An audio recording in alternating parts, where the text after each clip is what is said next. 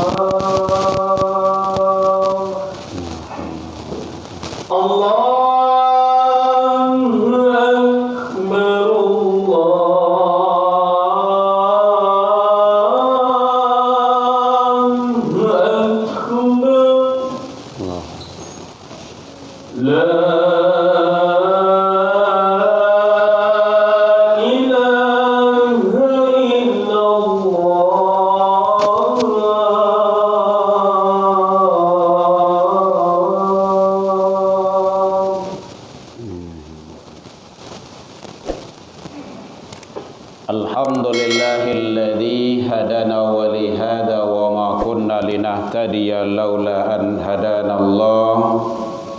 Ashhadu an la ilaha illallah wahdahu la syarika lah wa ashhadu anna Muhammadan abduhu wa rasuluh sallallahu alaihi wasallam. Allahumma salli wa sallim wa barik ala hadha an-nabiyil karim wa ala alihi wa ashabihi ajma'in. Amma ba'du fa ya ibadallah, inni usikum bi nafsi wa iyaya bi taqwallah faqad fazal muttaqun.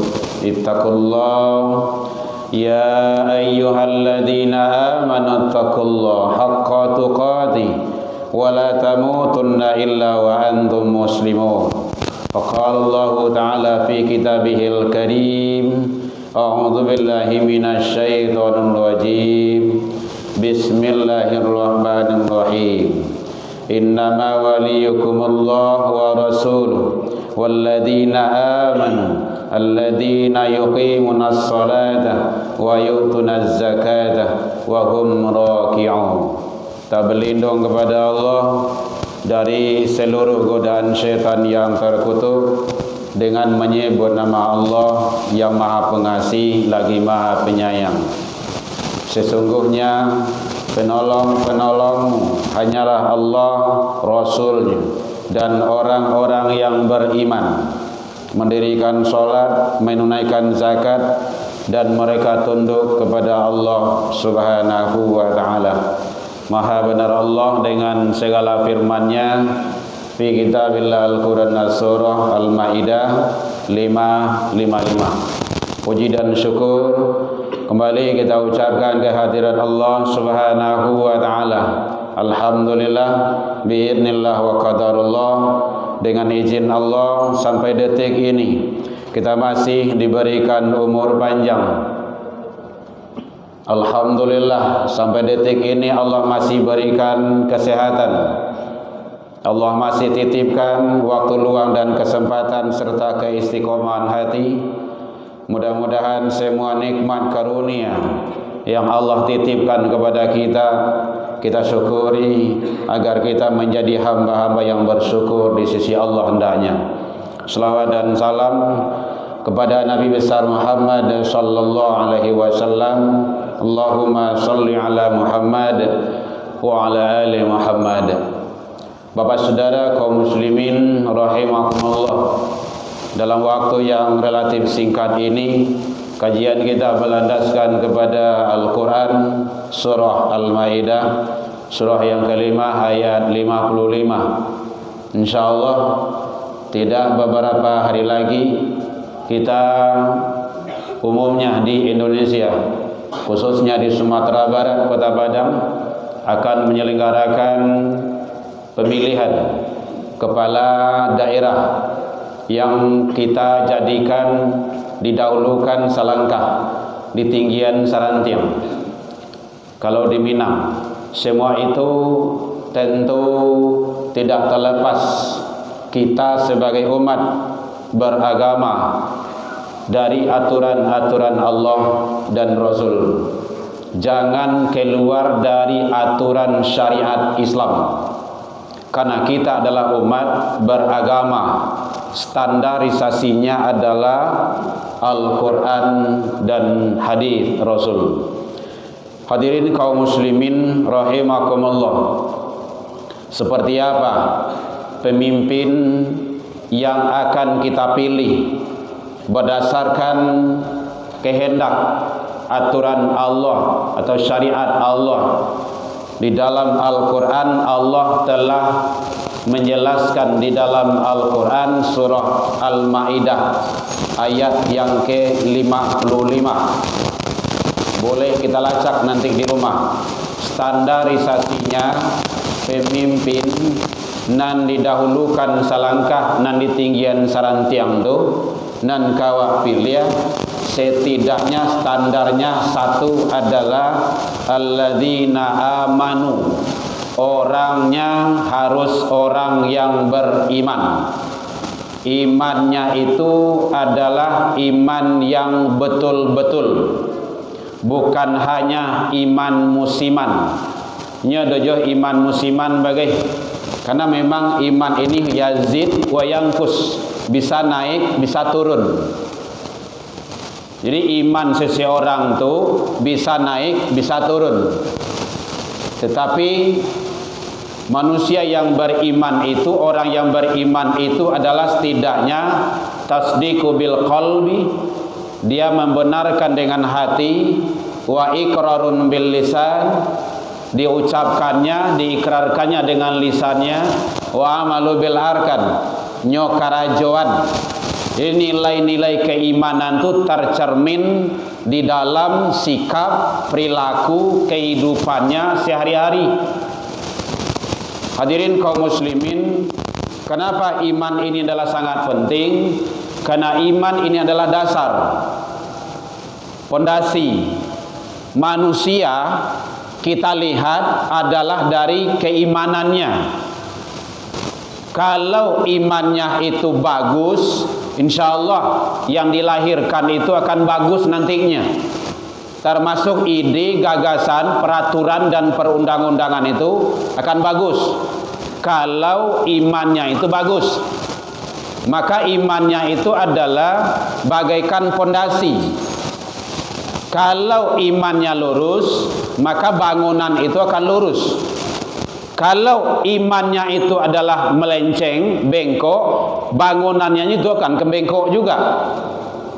Jadi oleh sebab itu, maka nilai-nilai keimanan itu tercermin dalam sikap, perilaku, keseharian dari orang tersebut. Hadirin kaum muslimin rahimakumullah. Kenapa seperti itu? Karena nilai keimanan tersebut adalah menentukan. Lebih kurang sebelum Rasulullah sallallahu alaihi wasallam dengan orang-orang yang beriman, muhajirin di kala itu hijrah ke Madinah, itu di Mekah adalah membereskan iman, keyakinan, tauhid, mantapkan. Nah, kalau seandainya rapuh, maka dikhawatirkan nanti kebijakan yang muncul adalah kebijakan yang tidak bijak. Maka nilai keimanan seseorang itu bisa kita lihat dari sikap, perilaku, keseharian. Mudah-mudahan kita bisa mengambil pedoman, iktibar siapa yang akan kita pilih, maka lihat dari nilai-nilai yang terlaksana dalam hidup dan kehidupan seseorang tersebut. Hadirin kaum muslimin, yang kedua yaitunya alladzina yuqimunas sholata. Dia itu mendirikan salat, bukan melaksanakan salat. Kalau melaksanakan solat hanya gugur kewajiban, lah solat, lah sembahyang, lah tuh. Apakah nilai solat itu ada realitanya di dalam kehidupan? Dia tidak mau tahu. Melihatnya mudah. Contohnya Allah menyatakan dalam Al-Quran, Inna sholata tanha anil fahsya wal munkar. Seseorang yang mendirikan solat itu bisa dia mencegah, bisa dia tercegah dari keji dan mungkar. Keji dan mungkar. Kalau dia mendirikan solat, maka nilai-nilai solat itu ada tercermin di dalam hidup dan kehidupannya, dalam bermasyarakat, apalagi dia dalam bertutur kata, dalam memimpin, dalam mengambil kebijakan. Jadi bukan hanya bijaksana, di sini juga harus bijak. Jadi semuanya itu adalah bagaimana nilai-nilai ibadah sholat itu tercermin di dalam hidup dan kehidupan. Tapi kalau dia sholat maksiat, dia hobi juga, dia sholat punya sikap yang tidak baik, karakter yang tidak baik, akhlak yang tidak benar, itu nilai-nilai sholat tidak tercermin dalam kehidupannya. Maka ini nanti akan bermasalah. Jadi oleh sebab itu hadirin kaum muslimin rahimakumullah, maka kita harus arif dan bijak bagaimana menentukan pilihan agar kita tidak ada penyesalan-penyesalan. Karena kehidupan berbangsa, kehidupan bermasyarakat, ada tercermin di dalam ibadah, yaitunya ibadah di dalam Islam itu sendiri, salat berjamaah. Bapak saudara kaum muslimin rahimakumullah, sebelum dia melaksanakan salat, dia harus bersuci dulu, harus berwuduk dulu. Artinya apa? Nilai-nilai kesucian ada di dalam dirinya. Andaikan dia telah berhadas, jangankan berhadas besar, hadas kecil saja, hadas kecil saja, kalau dia sudah berhadas, dia sadar dia tidak pantas lagi untuk memimpin, dia tidak layak lagi untuk menjadi imam, maka yang lain maju. Secara otomatis dia harus tidak maju, tidak menjadi pemimpin, bahkan mengundurkan diri. Karena ini adalah nilai-nilai dalam kepemimpinan tercermin di dalam pelaksanaan ibadah itu sendiri. Dia sudah buang angin, hadas kecil saja, jemaah di belakang tidak tahu, dia aja yang tahu. Dengan Allah dia sadar dia tidak layak lagi.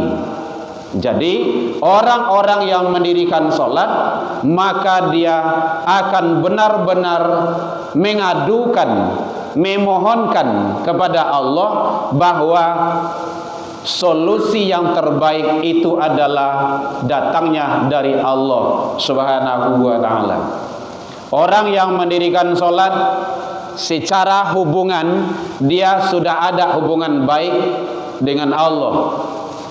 Dia sudah membenahi dirinya. Kenapa? Dia sudah sholat. Kalau ada pemimpin yang sholatnya yang tidak benar, sholatnya acak-acakan, apalagi kalau sholatnya musiman, hanya untuk mencari suara saja datang ke masjid, ke musola, maka itu juga perlu dipertanyakan. Hubungan dia saja dengan Allah tidak beres, tidak benar, apalagi hubungan dengan masyarakat. Jadi oleh sebab itu nilai-nilai sholat itu adalah sangat menentukan dalam sikap perilaku seseorang pemimpin tersebut. Hadirin kaum muslimin rahimakumullah. Yang ketiga, wa yu'tunaz zakat, menunaikan zakat. Hadirin, zakat itu secara bahasa maknanya adalah bersih, suci. Artinya apa? Dia menjaga dirinya, keluarganya, hartanya yang akan dimilikinya itu terbebas dari sifatnya yang mengotori.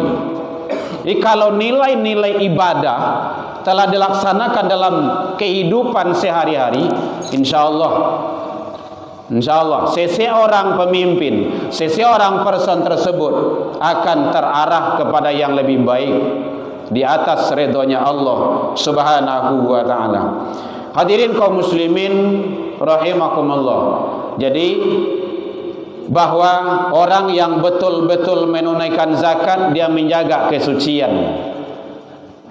Harta yang dimilikinya yang akan diambilnya itu, dia tidak akan berani mengambil hak orang lain, walaupun sepersen pun.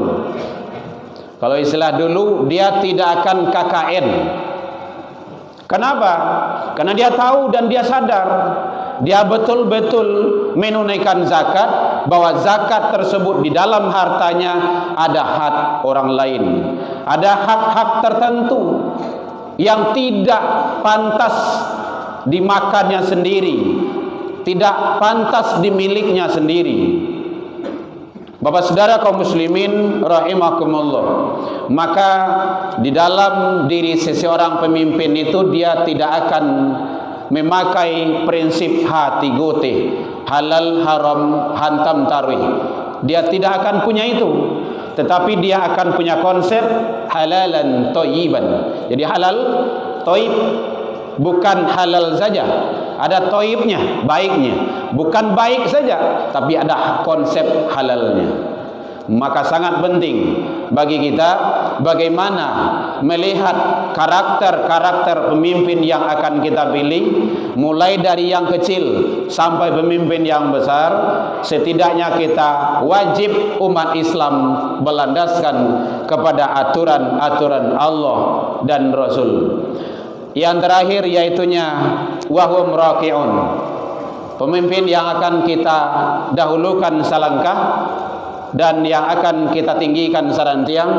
Mereka itu adalah tunduk, taat dan patuh kepada Allah dan Rasul. Hati-hati, tunduk, taat dan patuh kepada Allah dan Rasul. Artinya apa? Bahwa seluruh kebijakan yang diambil tidak lepas dari kebijakan-kebijakan yang baik yang berdasarkan aturan Allah dan Rasul. Kalau ada kebijakan yang bertentangan dengan aturan Allah yang diambilnya, dia akan pikir, atau bertentangan dengan aturan-aturan yang sudah ada, dia akan merevisi bahwa ini adalah tidak baik, tidak ada kemaslahatan umat, tidak bermanfaat bagi masyarakat. Jangan selonong saja. Mengambil kebijakan itu tidak lepas dari kepentingan-kepentingan masyarakat berdasarkan aturan Allah. Oleh sebab itu hadirin kaum muslimin, andaikan ada kebijakan-kebijakan, keputusan-keputusan yang bertentangan dari aturan Allah dan Rasul, kita sebagai masyarakat, terutama kita sampaikan kepada para pemimpin, jangan diambil.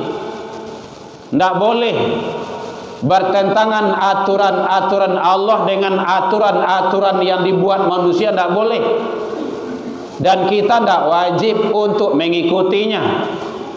La ta'ati li makhluk fi maksiatil khaliq. Tidak boleh taat, tidak boleh mengikuti peraturan-peraturan makhluk para pemimpin kalau itu bertentangan dengan aturan Khaliq, aturan Allah. Tidak boleh. Jadi kita juga harus selektif. Jangan hanya terima saja. Hadirin kaum muslimin rahimakumullah. Jadi oleh sebab itu, setiap yang kita lakukan, Allah akan minta pertanggungjawabannya. Walaupun termasuk memilih pemimpin pun, kalau hati nurani kita sudah berseberangan, jangan diambil. Imannya tidak benar, salatnya yang tidak benar, keyakinan-keyakinan yang lainnya yang tidak benar, peraturan-peraturan yang dibuatnya yang tidak benar, tidak usah diikuti. Lebih baik cari yang lain. Maka pakai prinsip di Minangkabau, mencari yang sah, mencari yang sempurna. Memang itu adalah sesuatu yang sulit, karena kesempurnaan adalah milik Allah. Setidaknya daripada tatungkui biarlah tateliang. Artinya apa? Karena manusia itu tidak ada yang sempurna, setidaknya mendekati kepada kesempurnaan. Kalau tidak sempurna, mendekati. Daripada tatungkui biarlah tateliang. Jadi oleh sebab itu harus arif juga kita. Maka tidak lepas dari aturan Allah dan Rasul. Pemimpin yang kita pilih wajib kita taati, ya, kalau dia taat kepada Allah dan Rasul. Inilah yang disampaikan Allah dalam Al-Quran surah An-Nisa 59. Ya ayyuhalladzina amanu, hai orang yang beriman, ati'ullah. Dia ada ati'ullah, ati'ur Rasul. Jadi ke Allah tu pakai ati'u, wajib taat kepada Allah, wajib taat kepada Rasul. Kemudian wa ulil amri minkum, pakai waw. Waw di sana relatif, bukan wajib. Wajib taat patuh kepada pemimpin kalau pemimpin itu taat kepada Allah dan Rasul. Kalau pemimpin itu, penguasa itu bertentangan dengan Allah dan Rasul, tak boleh diikuti, haram hukumnya. Jadi makanya waw di sana relatif sifatnya. Tapi kalau ke Allah, ke Rasul, wajib, mutlak, qat'i itu.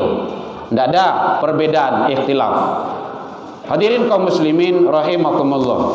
Mudah-mudahan Allah menganugerahkan, memberikan kepada negeri kita ini pemimpin-pemimpin yang selalu berada di atas aturan-aturan Allah dan Rasul dalam rangka kita mengharungi kehidupan dunia menuju kampung yang abadi, yaitunya kehidupan di akhirat yang kekal nantinya.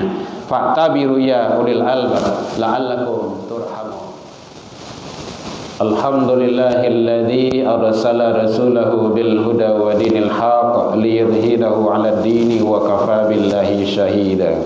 Ashhadu an la ilaha illallah wahdahu la syarikalah wa ashhadu anna Muhammadan 'abduhu wa rasuluh sallallahu alaihi wasallam.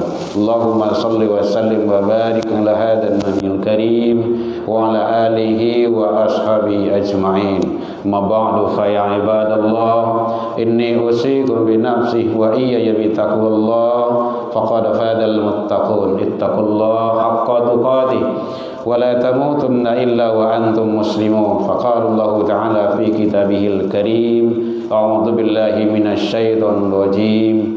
Bismillahirrahmanirrahim. Qul huwallahu ahad, Allahus samad, lam yalid wa lam yulad wa lam yakul lahu kufuwan ahad. Inna Allaha malaikatahu yusalluna 'alan nabi ya ayyuhalladzina amanu sallu 'alaihi wa sallimu taslima. Allahumma salli 'ala Muhammad wa 'ala ali Muhammad kama shallaita 'ala Ibrahim wa 'ala ali Ibrahim wa barik 'ala Muhammad wa 'ala ali Muhammad kama barakta 'ala Ibrahim wa 'ala ali Ibrahim fil 'alamin innaka Hamidum Majid. Allahumma fil muslimin wal muslimat wal mu'minin wal mu'minat al ahya'i minhum wal amwat bi rahmatika ya arhamar rahimin. Allahumma arinal haqqa haqqan warzuqna tiba'ah wa arinal batila batilah warzuqna ijtinabah. Rabbi hab lana ya Allah minas solihin. Rabbi hab lana ya Allah minas sabirin. Rabbi hab lana ya Allah minal muttaqin. Allahumma ij'al auladana kulluhum sholihan wa ta'atan wa umuruhum tawilan wa rizquhum wasi'an wa aquluhum zakiyan wa qulubuhum katsiran nafi'an wa jasaduhum sihatan wa afiyatan bi rahmatika ya arhamar rahimin. Allahumma dina ya Allah qawmina ila siratal mustaqim. Allahumma ansur ikhwanana lil muslimin wal mujahidin fi Palestin wal Gaza ya rabbal alamin. Rabbana atina fid dunya hasanah wa fil akhirati hasanah wa qina adzabannar. Ibadallah innallaha ya'muru bil 'adli wal ihsan wa ita'i dzil qurbi wal fahsya'i wal munkari wal baghi ya'idukum la'allakum tadhakkarun wa yaqullaha ya Rasul.